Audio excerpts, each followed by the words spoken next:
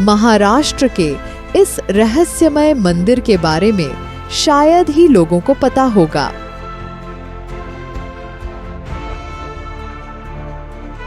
महाराष्ट्र की पहाड़ियों के नीचे केवल एक ही बच्चों, आइए आज एक ऐसे मंदिर के रहस्य को उजागर करें जिसने वैज्ञानिकों को भी चकित कर दिया है और वे इसका कोई भी जवाब नहीं दे पाए हैं।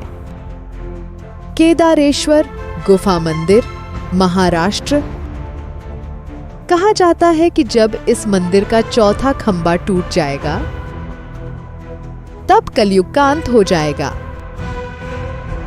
सह्याद्री पर्वतमाला के बीचों बीच स्थित केदारेश्वर गुफा मंदिर रहस्य से घिरा हुआ है।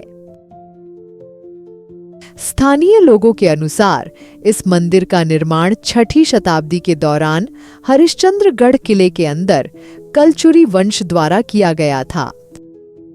केदारेश्वर गुफा मंदिर कोई साधारण धार्मिक स्थल नहीं है, बल्कि प्राकृतिक रूप से बनी एक गुफा में स्थित है। मंदिर के पास 3 गुफाएं हैं और दाहिनी गुफा में बर्फ के ठंडे पानी के बीच में 5 फुट का शिवलिंग विराजमान है। गुफा का प्रवेश द्वार संकरा है, लेकिन अंदर जाने पर एक भव्य दृश्य सामने आता है। गुफा के अंदर जाने पर भक्तों को भगवान शिवजी का एक सुंदर शिवलिंग देखने को मिलेगा।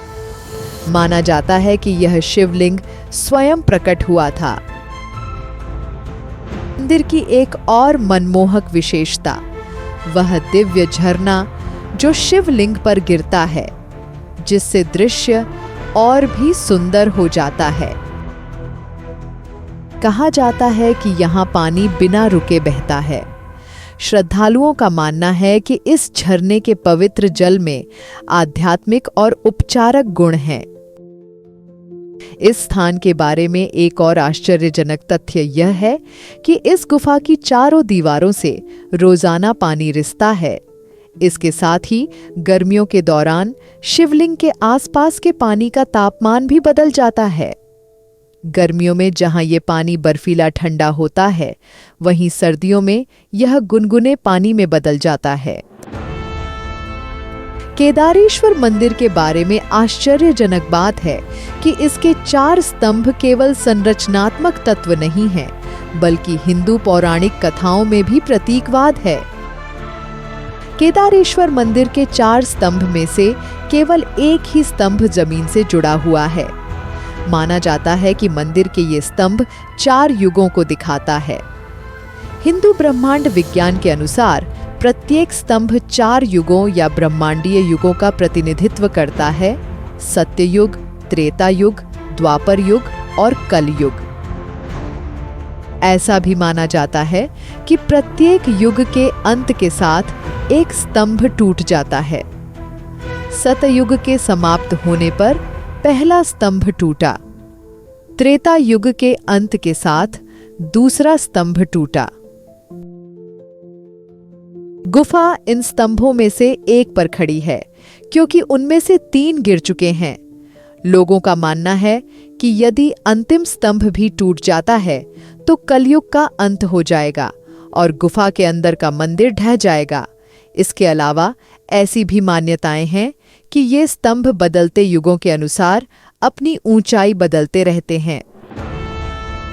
केदारेश्वर मंदिर के बारे में एक और चौंकाने वाली बात यह है कि शिवलिंग की ऊंचाई केवल 5 फीट है, लेकिन यह 8 फीट ऊंचा दिखता है, जबकि यह हमेशा 3 फीट पानी के नीचे रहता है। फिर भी कोई भी शिवलिंग के उस छोर को पानी के नीचे नहीं देख पाता है।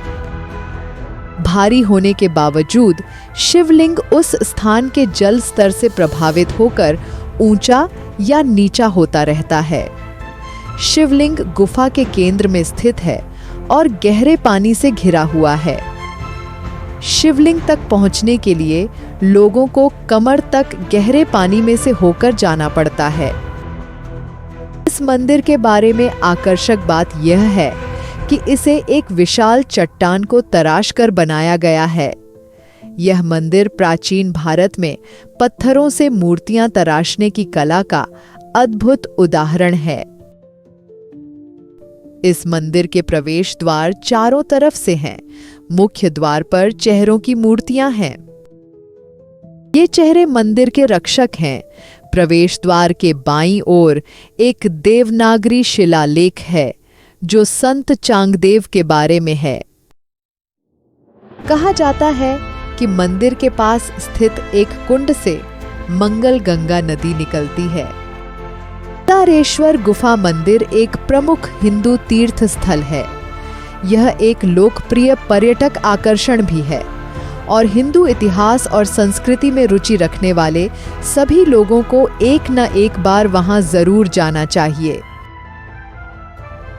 केदारेश्वर गुफा मंदिर अपनी प्राकृतिक सुंदरता और असामान्य स्थान व निर्माण के लिए जाना जाता है। यह गुफा अत्यंत खूबसूरत है जो पहाड़ों और पेड़ों से घिरी हुई है। केदारेश्वर गुफा मंदिर अपनी प्राकृतिक सुंदरता और असामान्य स्थान व निर्माण के लिए जाना जाता है। यह गुफा अत्यंत खूबसूरत है जो पहाड़ों और पेड़ों से घिरी हुई है। यह एक प्रसिद्ध ट्रैकिंग और कैंपिंग स्थल है। मंदिर तक की चढ़ाई कठिन है, लेकिन ऊपर से नजारे मन मोह लेने वाले हैं।